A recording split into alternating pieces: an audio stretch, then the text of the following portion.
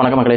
இந்த வீடியோ நம்ம என்ன பார்க்க போறோம்னா சிபிஎஸ்சி 12th மேக்ஸ் ப்ராபபிலிட்டி ரிலேட்டடான கொஸ்டின்ஸ் தான் நம்ம சால்வ் பண்ணிட்டு வந்திருக்கோம். அதுவும் நம்ம ஆர்டி சர்மாலேருந்து எக்ஸசைஸ் 25.1 இதில் 3வது கொஸ்டின் தான் நம்ம இப்போ சால்வ் பண்ண போகிறோம். நம்ம சேனலுக்கு ஃபஸ்ட் டைம் வந்திருக்கீங்கன்னா மறக்காமல் சப்ஸ்கிரைப் பண்ணிட்டு பாருங்கள் மக்களே. ஏன்னா அடுத்தடுத்த வீடியோ உங்களுக்கு யூஸ்ஃபுல்லாக இருக்கும். ஓகேங்களா? ஸ்டே டியூன் மக்களே. ஓகேங்களா? சரி, கொஸ்டின் என்ன சொல்லியிருக்கான்னு பார்க்கலாமா? இப்போ கொஸ்டின் என்ன கொடுத்துருக்காங்க? given that the two number appear on the throwing two die are different. முதல்ல ஃபர்ஸ்ட் சென்டென்ஸ் என்ன சொல்லியிருக்காங்கன்னா, 2 நம்பர் அப்பியர் ஆகுதுங்கிறாங்க. எதுல இருந்து? உங்க டையில இருந்து. அதாவது நான் என்கிட்ட ஒரு டை இருக்கு, உங்ககிட்ட ஒரு டை இருக்கு, சரிங்களா? இப்போ 2 பேர் டையும் நம்ம த்ரோ பண்ணும்போது உங்களுக்கு சேம் நம்பரா இருக்கக்கூடாது. அதை தான் இங்க ஃபர்ஸ்ட் நம்பர்ல சொல்றாங்க. புரியுதுங்களா? இதை நீங்க தப்பா வேற எந்த ஒரு விஷயத்திலையும் நீங்க கன்வே பண்ணிடக்கூடாது. ஓகேங்களா? அதாவது நான் டைய தூக்கி போடுறேன், நீங்களும் டைய தூக்கி போடுறீங்க. போடும்போது எனக்கு கிடைக்க போற நம்பர், நம்ம 2 பேருக்கும் கிடைக்க போற நம்பர் சேமா மட்டும் இருக்கக்கூடாது அப்படின்னு சொல்லியிருக்காங்க. ஓகேங்களா? அப்போ இதை வச்சுக்கிட்டு நம்ம சாம்பிள் ஸ்பேஸு பார்த்தீங்கன்னா எப்படி இருந்திருக்கும் ஃபர்ஸ்ட் ஸ்டார்டிங்கில், அதுக்கப்புறமா நம்ம ஈவெண்ட்டுனால என்ன வந்திருக்கும் அப்படின்னு சொல்லிட்டு பார்க்கலாமா? இப்போ நமக்கு சாம்பிள் ஸ்பேஸை பொறுத்த வரைக்கும் நார்மலாகவே இந்த இடத்துல பார்த்தீங்கன்னா ஒரு விஷயம் மறைஞ்சிருக்கு. என்னன்னா இங்கே 2 டைன்னு சொல்லியிருக்கான். அதனால நம்ம என்ன பண்ணுவோம்? 2 டைனா அதுக்கு 6 ஸ்பேசஸ். ஓகேங்களா?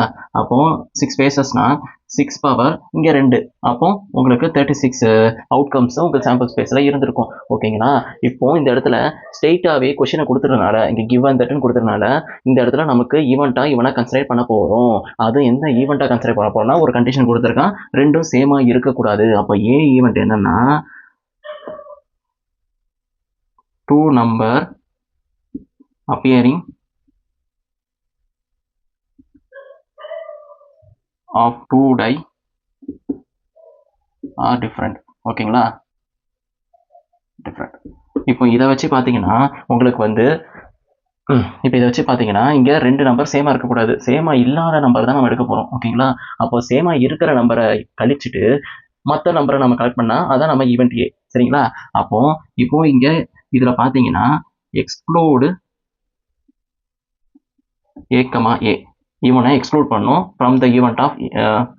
இப்போ இந்த இடத்துல பார்த்தீங்கன்னா 2 number appear on the 2 dice are different, exclude same number, இவனை எக்ஸ்க்ளூட் பண்ணிடணும் from the sample space. ஓகேங்களா?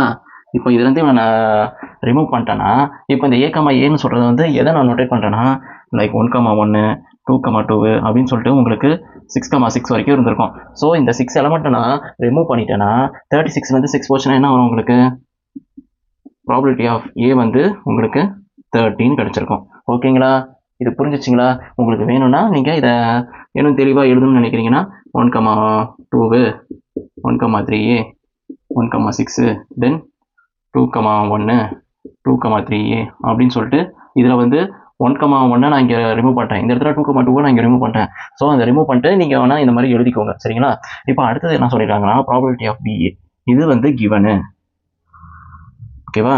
இவன் பி ஈவெண்ட் ஃபைண்ட் கொடுத்துருக்கான். என்ன ஃபைண்ட் கொடுத்துருக்கான்?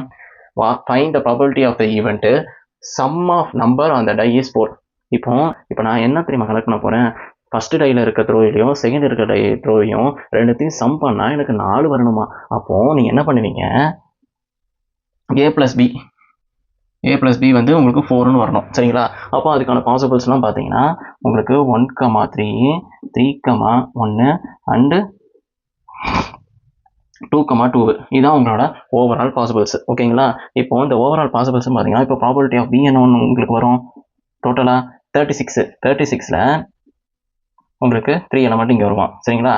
அப்போ ப்ராபபிலிட்டி ஆஃப் பியை பொறுத்த வரைக்கும் 30 டிவைடட் பை 36. ஓகேங்களா? புரிஞ்சுங்களா இந்த விஷயம்? இப்போ probability of A intersection B இவனை நம்ம கண்டுபிடிக்கணும்ல. அப்போ நம்ம கண்டுபிடிக்கணும்னா ஏ இன்டர்செக்ஷன் பியை பொறுத்த வரைக்கும் நமக்கு கிவன் பார்த்தீங்கன்னா கிவன் எலமெண்ட்டில் உங்களுக்கு ப்ராபபிலிட்டி ஆஃப் ஏ உங்களுக்கு 30 எலமெண்ட்ஸ் இருந்திருப்பான். அந்த 30 எலமெண்ட்ஸில் உங்களுக்கு பார்த்தீங்கன்னா ப்ராபபிலிட்டி ஆஃப் பியை இன்டர்செக்ட் பண்ண போகிறீங்க. ஓகேங்களா? இப்போ இந்த ப்ராபபிலிட்டி ஆஃப் ஏயை பொறுத்த வரைக்கும் என்ன வந்திருப்பான், எக்ஸ்க்ளூடிங் ஏ, அதாவது சேம் நம்பரை எல்லாம் எக்ஸ்க்ளூட் பண்ணியிருப்பேன் அப்படின்னா இந்த இடத்துல ப்ராபபிலிட்டி ஆஃப் பியை பார்ப்போம். ப்ராபபிலிட்டி ஆஃப் பியில் வந்து இந்த 2,2 மட்டும் நம்ம இல்லாமல் இருப்பான். அப்போ இவனும் வந்து இந்த ஏ ஈவெண்ட்டில் கண்டிப்பாக இருந்திருப்பான். ஸோ ஆப்வியஸாக உங்களுக்கு 1,3யும் 3,1ம் கண்டிப்பாக இருந்திருப்பான். ஓகேங்களா? அப்போ probability of A intersection B வந்து உங்களுக்கு 2/36. ஓகேங்களா? ஸோ இந்த மாதிரி நீங்கள் எழுதியிருப்பீங்க. நெக்ஸ்ட் இப்போ என்ன பண்ணியிருப்பீங்கன்னா அடுத்தது வந்து நம்ம கண்டுபிடிக்கிறது. நம்ம என்ன பண்ணியிருப்போம், ப்ராபபிலிட்டி ஆஃப் ஏ. இப்போ நம்ம வந்து இங்கே ஃபைண்ட் வந்து நம்ம பி ஈவெண்ட்டை தான் நம்ம வச்சுருக்கோம். நான் இங்கே பின்னு எடுத்திருக்கேன். நீங்கள் வந்து இதை ஏவாகவும் இதை பியாகவும் மாற்றிட்டு இவனை நீங்கள் பியா வச்சுக்கிட்டு நீங்கள் இவனாக வச்சுக்கலாம், இவனை ஏயா வச்சுட்டு இவனை ஃபைண்டாக வச்சுக்கலாம். நான் எடுத்திருக்கேன் இந்த மாதிரி. நீங்களும் உங்கள் இஷ்டத்துக்கு எடுத்துக்கோங்க. ஈவெண்ட்டை வந்து நம்ம ஐடென்டிஃபை பண்ணுறது இப்போ ஈவெண்ட்டை வந்து ஐடென்டிஃபை பண்ணிவிட்டு அது பேர் நீங்கள் என்ன வேணால் வச்சுக்கோங்க. இவனை வந்து எருமை மாடு, இவன் காட்டேரி அப்படின்னு சொல்லிட்டு வச்சுக்கோங்க உங்கள் இஷ்டத்துக்கு. சரிங்களா? நான் இந்த மாதிரி எடுத்து வச்சுக்கிறேன். சரிங்களா? அப்போ எனக்கு ஃபைண்ட் வந்து உங்களுக்கு பிஏ. அப்போ PA AA probability of A intersection பின்னு பார்த்தீங்கன்னா உங்களுக்கு 2/36. இங்கே ப்ராபபிலிட்டி ஆஃப் ஏ தான் இங்கே கிவனில் கொடுத்துருக்கான். ஓவராலாக பார்த்தீங்கன்னா உங்களுக்கு